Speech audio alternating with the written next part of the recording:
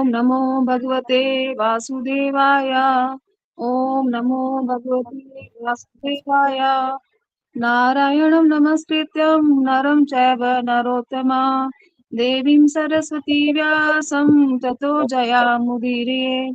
नष्टप्रायेषु अभद्रेषु नित्यं भागवत सेव्या भगवती उत्तम श्लोके भक्तिर्भवती नैष्ठिकी। ग्रंथराज श्रीमद् भागवतम की जय। ओम नमो भगवते वासुदेवाय। श्रीमद् तुलसी अधिकारी नामिने नमो विष्णुपदाय कृष्णपृष्ठाय भूतले श्रीमते भक्तिवेदांत स्वामी इति नामिने नमस्ते सरस्वती देवी गौरवंदे प्रचारिणे विश्वशून्यवादी पाश्चात्य देश तारिणे नमो विष्णुपदाय कृष्णपृष्ठाय भूतले श्रीमते कृतदास अधिकारी इति नामिने। हमने 28 श्लोक तक रीड कर लिया था, तो मैं आगे पढ़ने का प्रयास करती हूँ। 29 श्लोक से पढ़ते हैं। ततो विदुराचरतो गायो वत्सानु प्रवजं गोवर्धनाद्रिशीर्षि चरन्तो दृश्यशुस्त्रणम्। तत्पश्चात गोवर्धन पर्वत की चोटी पर चरती हुई गौओं ने कुछ हरी घास खोजने के लिए नीचे देखा, तो उन्होंने अपने बछड़ों को वृंदावन के निकट चरते देखा, जो अधिक दूरी पर नहीं था। श्लोक संख्या 30। दृष्टा अथ तत्स्नेहवशः अस्मृत आत्मा स गोवर्जो अत्यात्मा पदुर्गमार्ग द्विपात कुक्रदीर्घ्रव उदास्य पूछो ग्राजग्ध तेरास्त्रुपया जवेन। बछड़ों के लिए अति स्नेह के कारण चराने वालों से बिछड़कर दूर निकल गई। जब गायों ने गोवर्धन पर्वत की चोटी से अपने अपने बछड़ों को देखा, तो वे अधिक स्नेहवश अपने आप को तथा अपने चराने वालों को भूल गई और दुर्गम मार्ग होते हुए भी वे अपने बछड़ों की ओर अति चिंतित होकर मानो वे ही दो ही पांवों से दौड़ रही हो। उनके थन दूध से भरे थे और उनमें से दूध बह रहा था। उनके सिर तथा पूंछें उठी हुई थी और उनके लीले कुबड़ उनकी गर्दन के साथ साथ साथ हिल रहे थे। वे तब तक तेजी से दौड़ती रही जब तक वे अपने बच्चों के पास दूध पिलाने पहुंच नहीं गई। तात्पर्य, सामान्यतः गाय तथा बछड़े अलग अलग चराए जाते हैं।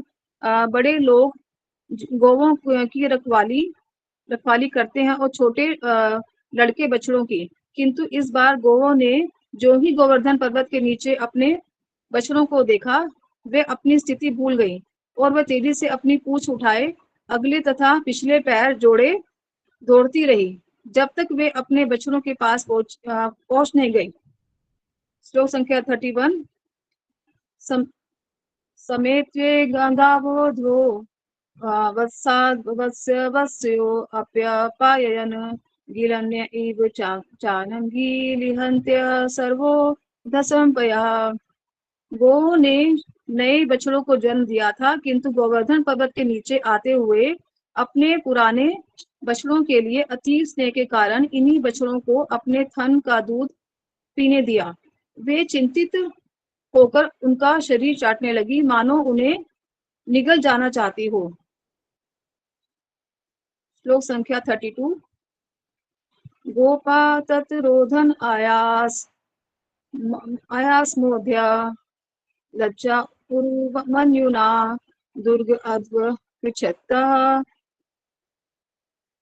अभेत्य गोवत्से ददृशु सुतान।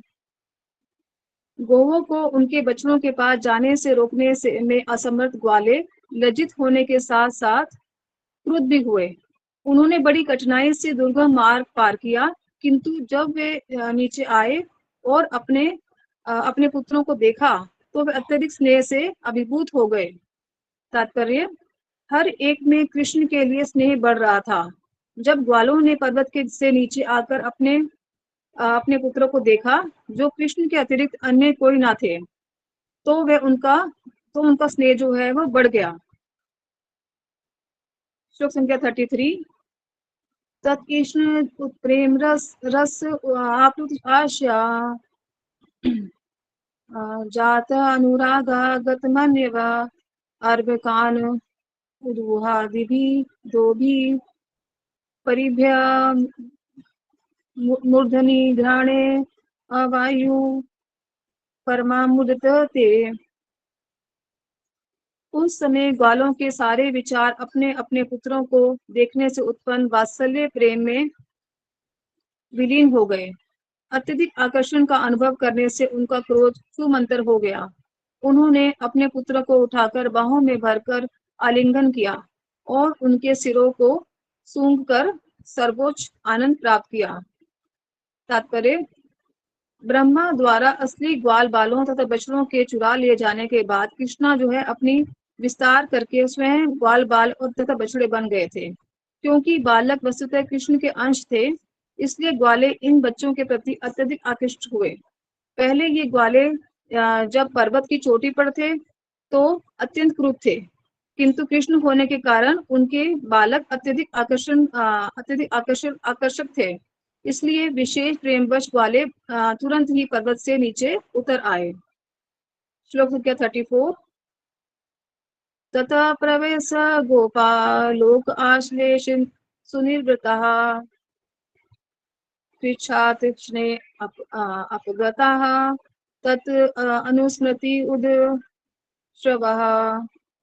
तत्पश्चात द्रोण ग्वाले अपने पुत्रों के आलिंगन से अत्यंत तुष्ट होकर बड़ी कठिनाई और अनिच्छा से उनका उनका आलिंगन धीरे धीरे छोड़कर जंगल लौट आए।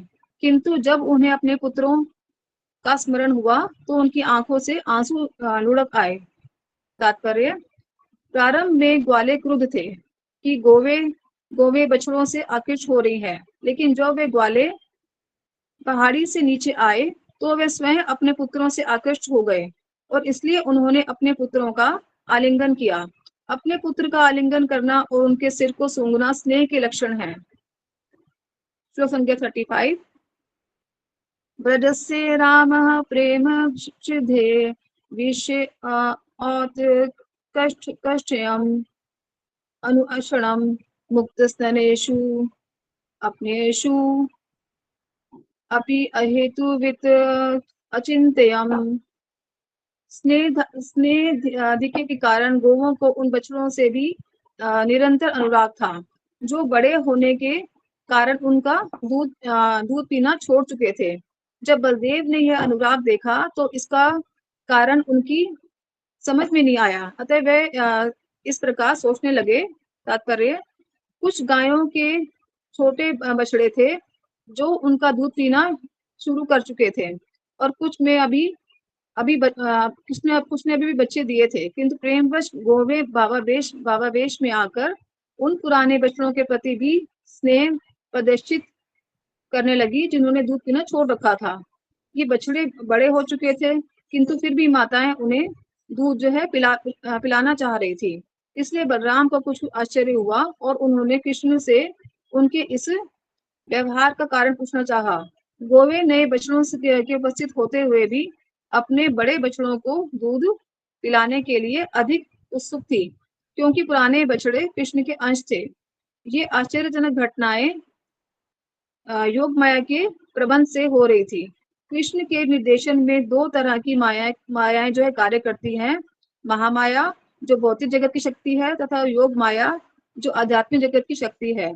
ये असामान्य घटनाएं योग माया के प्रभाव से घट रही थी। जिस दिन से ब्रह्मा जी ने बछड़ों तथा ग्वाल बालों को चुराया था, उसी दिन से योग माया इस तरह कार्य कर रही थी कि वृंदावन के वासी, जिसमें भगवान बलराम भी सम्मिलित थे, यह नहीं समझ पाए कि योग माया किस तरह से इन असामान्य घटनाओं को घटित कर रही है। किंतु जो जो योग माया धीरे धीरे कार्य करने लगी तो विशेषकर बलराम समझ गए कि क्या हो रहा है। अतः उन्होंने कृष्ण से पूछा। किया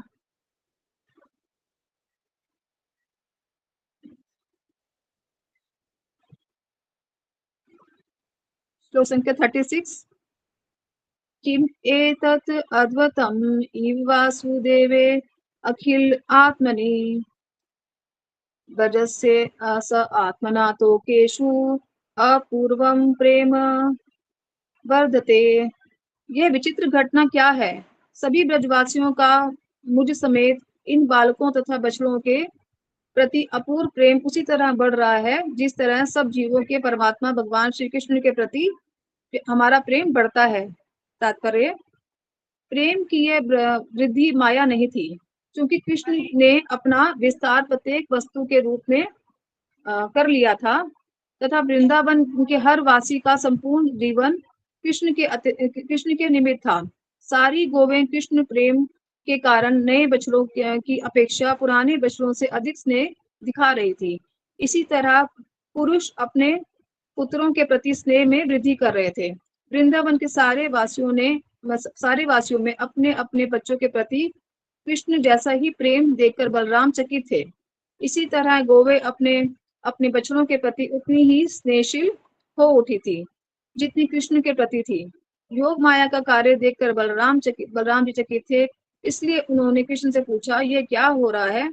यह रहस्य क्या है? श्लोक संख्या 37।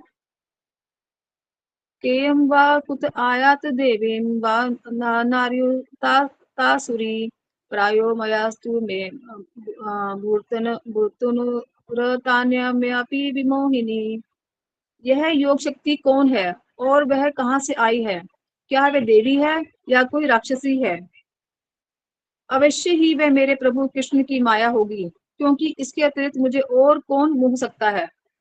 तात्पर्य, बलराम जी चकित थे क्योंकि उन्होंने सोचा कि प्रेम का यह असाधारण प्रदर्शन या तो देवताओं के या किसी अद्भुत व्यक्ति की माया है, अन्यथा ऐसा परिवर्तन कैसे होता।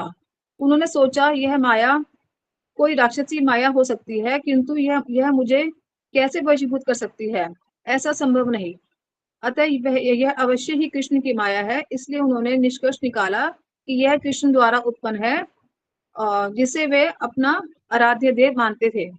उन्होंने सोचा यह कृष्ण की करनी है और मैं भी इसकी योग शक्ति को रोक नहीं पाया। इस तरह बलराम समझ गए कि सारे लड़के तथा बछड़े कृष्ण के ही अंश हैं। श्लोक संख्या 38। इति इति सांजित्य दार्शहो वत्सांस व्यसान् अपि सर्वान् आचष्ट वैकुंठम चक्षुषा वयनेन सह। इस प्रकार सोचते हुए बलराम अपने दिव्य ज्ञान के चक्षुओं से देख सके कि ये सारे बछड़े तथा कृष्ण के साथी श्री कृष्ण के अंश हैं। हर व्यक्ति भिन्न होता है, यहाँ तक कि जुड़वा भी में भी थोड़ा भेद होता है। फिर भी जब कृष्ण ने अपना विस्तार बालकों तथा बछड़ों के रूप में किया तो हर बालक तथा हर बछड़ा अपने मूल रूप में प्रकट हुआ और हर एक में अपनी अपनी वही चाल ढाल रही, वही रंग, वही वेश इत्यादि था, क्योंकि कृष्ण इन सारे भेदों के साथ प्रकट हुए थे। यही कृष्ण का ऐश्वर्य था। श्लोक संख्या 39। नैते सुरेश ऋष्यो न चेते त्वमेव भासीष विदाशयपि सर्वपृथक्तं निगमात्कं वन्दे पदे ते तन्व्रतं प्रभुणा बलयो अवेत। भगवान बलदेव ने कहा, हे परम नियंता, मेरे पहले सोचने के विपरीत ये बालक महान देवता नहीं है, ना ही ये बछड़े नारद जैसे महान ऋषि हैं। अब मैं देख सकता हूँ कि तुम ही अपने को नाना प्रकार के रूप में प्रकट कर रहे हो। एक होते हुए भी तुम बछड़ों तथा बालकों के विविध रूपों में विद्यमान हो। कृपा करके मुझे ये विस्तार से बतलाओ कि बलदेव द्वारा इस प्रकार प्रार्थना किए जाने पर श्री कृष्ण ने सारी स्थिति समझा दी और बलदेव जी उसे समझ भी गए। तात्पर्य, कृष्ण ने अपनी असली स्थिति जानने के लिए बलराम से पूछा कि हे कृष्ण, पहले तो मैं समझ रहा था कि सारी गौवें, बछड़े और ग्वाल बाल या तो महान ऋषि या साधु संत हैं अथवा देवता हैं, किंतु इस समय ऐसा लग रहा है कि वास्तव में ये तुम्हारे ही अंश हैं। ये सब तुम्हारे रूप हैं। तुम ही बछड़ों, गौवों तथा और बालकों की भूमिका अदा कर रहे हो। इसका क्या रहस्य है? वे दूसरे बछड़े, गौएं तथा ग्वाल बाल कहाँ गए? तुमने इन सब में अपना विस्तार क्यों किया? इसका कारण बतलाओ। बलराम के इस प्रकार अनुरोध पर कृष्ण ने संक्षेप में सारी बात बतला दी।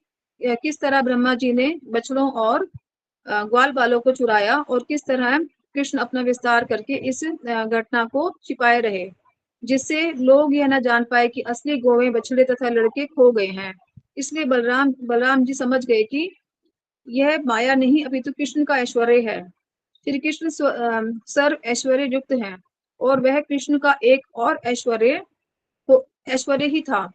बलराम जी ने कहा, पहले तो मैंने समझा कि ये लड़के तथा बछड़े नारद जैसे महान ऋषियों की शक्ति का प्रदर्शन है, किंतु अब मैं देख रहा हूँ कि ये लड़के तथा बछड़े तुम्हारे ही रूप हैं। कृष्ण से बलराम के पूछने पर भगवान बलराम को पता चला कि कृष्ण ही अनेक रूपों में उपस्थित थे। भगवान ऐसा कर सकते हैं, इसका उल्लेख ब्रह्म संहिता में हुआ है। अद्वैतम अच्युतम अनादिम अनंत रूपम, यद्यपि वे एक हैं किंतु अनेक रूपों में विस्तार कर सकते हैं। वैदिक प्रमाण में के अनुसार एकम बहुश्याम, वे 1 करोड़ रूपों में विस्तार करके भी एक बने रहते हैं। इस दृष्टि से हर वस्तु आध्यात्मिक है, क्योंकि वह कृष्ण का विस्तार अंश होती है। अर्थात सारी वस्तुएं कृष्ण या उनकी शक्ति का ही विस्तार है। चूंकि शक्तिमान से अभिन्न है, अतः शक्ति और शक्तिमान एक ही है। लेकिन मायावादियों का कहना है चिद चिंत से मनवय, आत्मा तथा पदार्थ एक है। यह धारणा गलत है कि आत्मा यानी चित्त, पदार्थ यानी अचित्त से भिन्न है।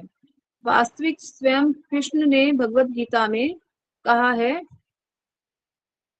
भूमिरो अनलो वायु खम मनो बुद्धि रेव च अहंकार इत्यम में भिन्ना प्रकृति अप्रेमयमित सत्वन्याम प्रकृति विद्धि में पराम जीभूता महाभावो ययेदम धायते जगत। भूमि, जल, अग्नि, वायु, आकाश, मन, बुद्धि तथा मिथ्या अहंकार, ये 8 मिलकर मेरी भिन्न भौतिक प्रकृति बनती है। इन सबसे मिलकर मेरी भौतिक प्रकृति बनती है, किंतु इस अपरा प्रकृति के अतिरिक्त भी हे महाभाव अर्जुन, एक पराशक्ति है जो उन सारे जीवों से बनी हुई है जो भौतिक प्रकृति से संघर्ष कर रहे हैं और ब्रह्मांड को धारण करते हैं। आत्मा तथा पदार्थ को एक नहीं किया जा सकता, क्योंकि वे परा तथा अपरा शक्तियां हैं। फिर भी मायावादी तथा अद्वैतवादी उन्हें एक बनाने का प्रयास करते हैं। यह ठीक नहीं है। यद्यपि आत्मा तथा पदार्थ अंततः एक ही स्रोत में आते हैं, किंतु उन्हें एक नहीं बनाया जा सकता। उदाहरणार्थ ऐसी अनेक वस्तुएं हैं जो हमारे शरीर से निकलती हैं, किंतु एक ही स्रोत से आने पर भी उन्हें एक नहीं कहा जा सकता। हमें ध्यान रखना चाहिए कि यद्यपि परम स्रोत एक है, किंतु इस स्रोत से निकलने वाली वस्तुओं को अपर तथा अपरा तथा परा मानना चाहिए। मायावाद तथा वैष्णव दर्शनों का अंतर इतना ही है कि वैष्णव दर्शन में इस तथ्य को मान्यता दी जाती है कि इसलिए श्री चैतन्य महाप्रभु का दर्शन अचिंत्य वेदांत कहलाता है। उदाहरण स्वरूप अग्नि तथा ऊष्मा को विलग नहीं किया जा सकता, क्योंकि जहाँ अग्नि है वहीं ऊष्मा है और जहाँ ऊष्मा है वहीं अग्नि है। जो भी जहाँ हम अग्नि को छू नहीं सकते, वही ऊष्मा को हम सहन कर लेते हैं। इस तरह वे एक हो करके भी भिन्न भिन्न है। हरे कृष्ण। थैंक यू प्रियंका माता जी, बहुत सुंदर आपने रीड किया और सब भक्तों को थैंक यू, बहुत बहुत धन्यवाद। तो हम इस लीला से क्या समझ पा रहे हैं? प्रभुपाद ने बहुत अच्छे से समझाया। बलराम जो है वो आदि गुरु हैं। भगवान जब कोई लीला करते हैं तो उन्होंने कहा था, सुखदेव गोस्वामी ने कहा, परीक्षित बिना गुरु कृपा के ये लीला समझ में आने वाली नहीं है। तो इसमें गुरु कृपा क्या है? बलराम जी ही पहचान सकते हैं कि कौन कृष्ण। और कौन कोई और। तो बलराम जी ने पहचाना कि ये सब ग्वाल बाल वो नहीं है। फिर उन्होंने देखा ये कौन है, तो फिर उनको पता चला ये सब कृष्ण है। तो यदि किसी को कृष्ण को ढूंढना है, सब में कृष्ण है, देवी देवताओं में भी कृष्ण है, ग्वाल बाल में भी कृष्ण है, परंतु कृष्ण कृष्ण ही है ना। तो यदि किसी को भगवान के शरणागत होना है, भगवान को ढूंढना है, भगवान से प्रेम का अनुभव करना है, तो बिना गुरु के नहीं हो सकता। इवन कृष्ण लीला में भी ये बिना गुरु के नहीं हो रहा। तो जब कृष्ण है ही नहीं सामने, तब तो होने की कोई चांसेस भी नहीं है। तो इस तरह हम ये अनुभव कर सकते हैं कि किसी के भी व्यक्ति के जीवन में गुरु का कितना बड़ा महत्व है। यानी विदाउट गुरु, बिना गुरु के शरणागत हुए आप एक छोटी सी कथा नहीं समझ सकते, तो भगवान कृष्ण को क्या समझोगे। तो कई लोग बोलते हैं हमारा तो भगवान के साथ सीधा संबंध है, हम गुरु में मानते नहीं है, या आजकल गुरु ढोंगी होते हैं। परंतु ये आप पर निर्भर करता है कि आपकी आस्था जितनी कृष्ण में होगी, कृष्ण आपको वैसे ही गुरु से मिलवा देंगे। गुरु महाराज एक बहुत सुंदर श्लोक कोट करते हैं। भगवान कहते हैं ये यथा मां प्रपद्यते, है ना, जो जिस भाव से मेरी शरण में आता है, मैं उसके साथ वैसा ही व्यवहार करता हूँ। मैं सम हूँ, मैं एक ही जैसा हूँ सबके लिए। परंतु कोई प्रेम से मेरे पास आता है तो मैं उसको प्रेम दे देता हूँ, कोई मेरे साथ फ्रेंडशिप के लिए आता है तो मैं उसको साथ फ्रेंडशिप कर लेता हूँ, कोई मेरे साथ वैर भाव के लिए आता है तो मैं उसके साथ वैर कर लेता हूँ। जैसा हम दर्पण में होंगे वैसा ही तो दर्पण हमें दिखाएगा, है ना।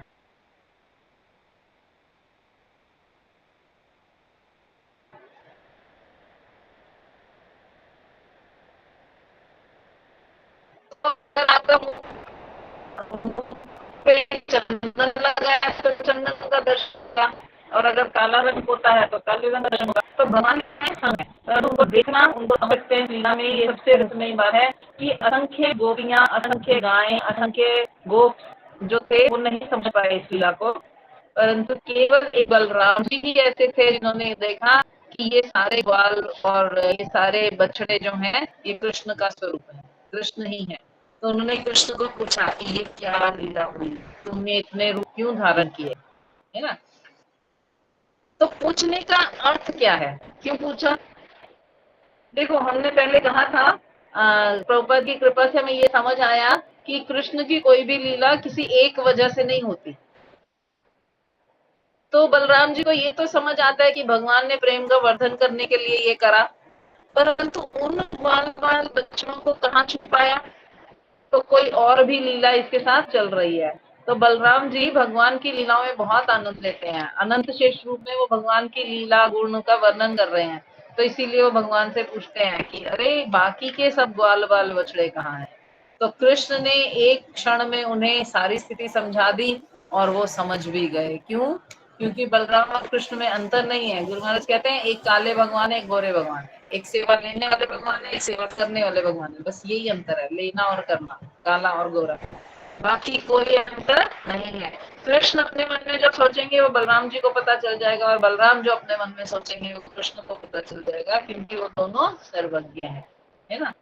तो यहाँ हम ये अनुभव कर सकते हैं कि बिना गुरु के कृष्ण मिलने वाले नहीं, बिना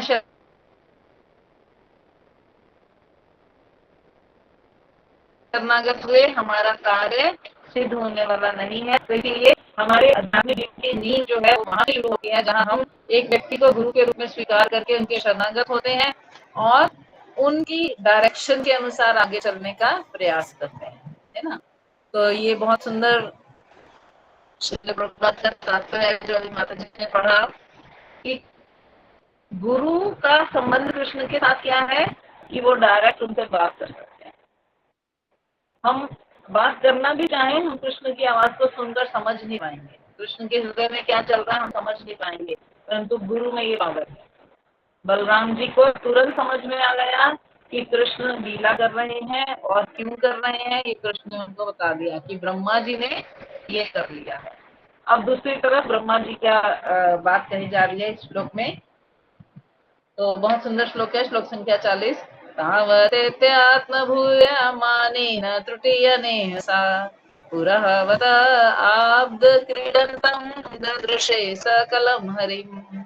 जब ब्रह्मा एक क्षण के बाद अपनी गणना के अनुसार वहां लौटे तो उन्होंने देखा यद्यपि मनुष्य की माप के अनुसार पूरा एक वर्ष बीत चुका है, तो भी कृष्ण उतने समय बाद भी उसी तरह अपने अंशरूप बालकों तथा बछड़ों के साथ खेलने में व्यस्त हैं।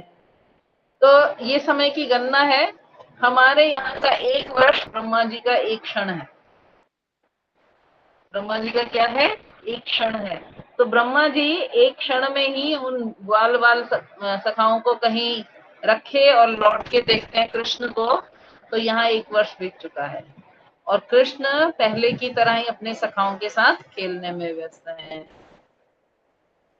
तो ब्रह्मा जी को तो लग रहा होगा कि सब मैंने इतना चुरा लिया तो यहाँ कुछ भगदड़ मच रही होगी, हमारे सब बच्चे कहाँ गए, हमारे सब बछड़े कहाँ गए, परंतु यहाँ पर तो कुछ था ही नहीं, है ना।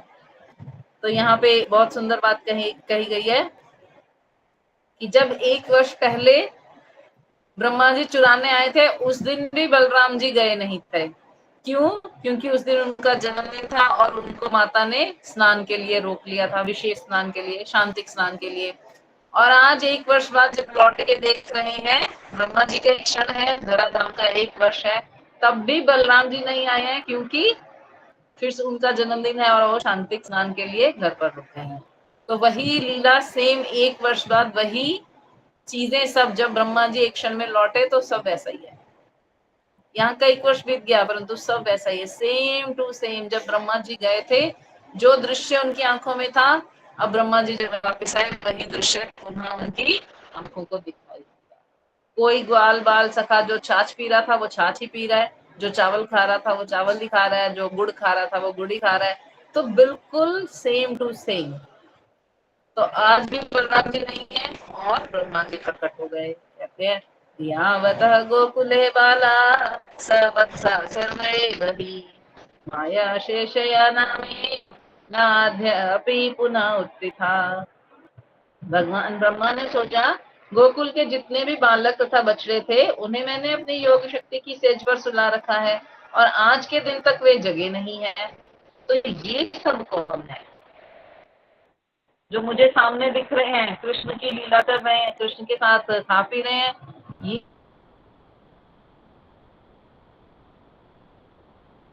ये कौन है? कृष्ण को तो मैंने नहीं चुराया था। और वो जो है तो ये कौन है? तो कहते हैं मत माया मोहितरे क्रीडन्तो विष्णु नाम समम। यद्यपि पूरे एक वर्ष तक कृष्ण के साथ उतने ही बालक तथा बछड़े खेलते रहे, फिर भी ये मेरी योग शक्ति से मोहित बालकों से भिन्न है। ये कौन है और ये कहाँ से आए? तो ब्रह्मा जी सोच में पड़ गए कि ये वस्तुतः कौन है ना। क्या ये मेरे तो अलग से सो रहे हैं, ये कहाँ से है? तो कहते हैं एवमेतेषु वेदेषु चिरं ध्यात्वा स आत्मभूः सत्यः के कतरे नेति ज्ञातुं नेष्टे कथंचन। इस तरह दीर्घ काल तक विचार करते करते भगवान ब्रह्मा ने उन दो प्रकार के बालकों में अंतर जानने का प्रयास किया जो एक दूसरे से पृथक रह रहे थे। वे ये जानने का प्रयास कर रहे थे कि कौन असली है और कौन नकली, किंतु वे समझ नहीं पाए। तो कृष्ण लीला को इस ब्रह्मांड के सर्वोच्च जीव ब्रह्मा जी भी समझ नहीं सकते। हमारी क्या पिछाड़, बिना गुरु के हम इसे समझ नहीं सकते। कहते हैं चूंकि ब्रह्मा जी अंतर नहीं जान पाए कि ये भौतिक है या आध्यात्मिक है, तो अब ब्रह्मा जी क्या कर रहे हैं? एवं सम्मोहयान विष्णु विमोह्यम विश्वमोहनम स्वयमेव मायया युञ्जोऽपि स्वयमेव विमोहितः। चूंकि ब्रह्मा ने सर्वव्यापी भगवान कृष्ण को जो कभी मोहित नहीं किए जा सकते, अपितु संपूर्ण ब्रह्मांड को मोहित करने वाले हैं, मोहित करना चाहा, इसलिए वे स्वयं ही अपनी योग शक्ति द्वारा मोह में फंस गए। तो कौन फंसा? कौन परीक्षा ले रहा था और किसकी परीक्षा हो गई? एक्चुअली परीक्षा ब्रह्मा जी ले रहे थे कृष्ण की, परंतु कृष्ण ने ब्रह्मा जी की परीक्षा ले ली कि तुम मुझे पहचान नहीं सकते। पहचान के दिखाओ ये ग्वाल वाल सखा कौन है, तो ब्रह्मा जी नहीं पहचान पाए। तो किसी को भी भगवान के संबंध में कुछ भी करना है तो उसको भगवान के शरणागत होना होगा, और हम डायरेक्ट कभी भी भगवान के शरणागत नहीं हो सकते। भगवान ने कहा है देवी ही ऐसा गुणमयी मम माया दुरतया मामेव ये प्रपद्यन्ते माया में काम तरंगिते। जो मेरी शरण में आ जाता है वो इस माया को पार कर जाता है, परंतु तुम इस माया को पार नहीं कर सकते। भगवान ने ना गारंटी दी है कि नहीं कर सकते। भगवान ने ये नहीं कहा हो सकता है तुम कर लो, भगवान कहते नहीं कर सकते, इस माया को पार नहीं कर सकते जब तक मेरे शरणागत नहीं होते। मेरी माया से तुम जीत नहीं सकते, इवन ब्रह्मा तक भी नहीं जीत सकते। इस सृष्टि के प्रथम जीव ब्रह्मा जो सबसे स्ट्रॉन्गेस्ट है इस सृष्टि में, वो भी जीत नहीं सकते। तो ब्रह्मा जी क्या है, उनके अधीन एक पद पर नियुक्त जीवात्मा है, तो वो विष्णु को जान नहीं सकते जब तक कि विष्णु उनको जनाना ना चाहे, जब तक कि कृष्ण उनको ज्ञान ना दे तब तक वो जान नहीं सकते। तो क्या एक ही ब्रह्मा है या बहुत सारे ब्रह्मा है? श्रील प्रभुपाद ने इसको थोड़ा सा टच किया है, द्वारका लीला में पता चलता है। एक बार जब ब्रह्मा जी कृष्ण से मिलने गए थे तो वो जाके द्वारपाल को बोलते हैं कि भगवान को बोलो ब्रह्मा जी आए हैं। तो द्वारपाल ने पूछा कौन से ब्रह्मा को, और भी कोई ब्रह्मा है? ब्रह्मा जी कहते हैं। द्वारपाल ने कहा हाँ। तो उन्होंने कहा अच्छा बोलो चतुरानंद ब्रह्मा है, 4 मुख वाले ब्रह्मा है। तो उन्होंने कहा ठीक है। द्वारपाल गए और वापिस आए और ब्रह्मा जी को कहते हैं कि हाँ आप अंदर आ सकते हो, कृष्ण ने आपको बुलाया। तो अब वो बड़े आकड़ से अंदर चल के जा रहे हैं कि मैं भगवान का दर्शन करने जा रहा हूँ और भगवान ने मुझे बुलाया है ना। तो अंदर जाके देखते हैं वहां तो ब्रह्मा ही ब्रह्मा है, असंख्य ब्रह्मा है, और सबसे छोटे सिर उन्हीं के हैं, यानी 4 सिर ही सबसे कम है। वहां पे जो ब्रह्मा थे अलग अलग ब्रह्मा के अलग अलग सिर थे और उतने ही मुकुट। तो ब्रह्मा जी को वहां मुकुट के अलावा कुछ नजर ही नहीं आ रहा था। उनको ये नजर आया कि कृष्ण के चरणों पर असंख्य मुकुट माथा टेक रहे हैं। किसी ब्रह्मा के 10 सिर थे, किसी के 20, 50, 100 ऐसे, तो बहुत सारे, कहते हैं किसी के लाख सर भी थे। जो ब्रह्मांड का साइज है उतने के अनुसार उनके सर होंगे। तो चतुरानंद ब्रह्मा जो हमारे ब्रह्मांड के ब्रह्मा है वो शिथिल हो गए और उनको लगा मैं हाथियों के बीच एक छोटा सा मच्छर फंस गया हूँ। अतः ब्रह्मा कृष्ण को मोहित नहीं कर सकते, कृष्ण ब्रह्मा को मोहित कर सकते हैं और उनकी लीला में फंस सकते हैं, परंतु ब्रह्मा कृष्ण को मोहित नहीं कर सकते। तो हम कृष्ण को प्रार्थना कर सकते हैं, हम कृष्ण को ऑर्डर नहीं दे सकते, हम कृष्ण को कोई फोर्सफुली कुछ भी करने को नहीं कह सकते। क्यों? हम जानते ही नहीं कृष्ण को। ये तो कृष्ण की कृपा है कि वो हमारे पास ऐसे नाम रूप में प्रकट है, लीला रूप में, गुण रूप में, धाम रूप में प्रकट है। तो इसलिए गुरु कृपा से हमें इन सब चीजों का दर्शन होता है, परंतु नहीं हम जान नहीं पाएंगे। तो आज हम यहीं पे विराम देते हैं, कल इससे आगे की कथा करेंगे। ब्रह्मा जी योग माया द्वारा योग शक्ति में, भगवान की योग शक्ति में फंस गए। तो 45 श्लोक संख्या से हम कल करेंगे। हरे कृष्णा। वंचा कल्पतरुभ्यश्च कृपा सिन्धुभ्येव च पतितानां पावनेभ्यो वैष्णवेभ्यो अनंत कोटि वैष्णव वृंद की जय।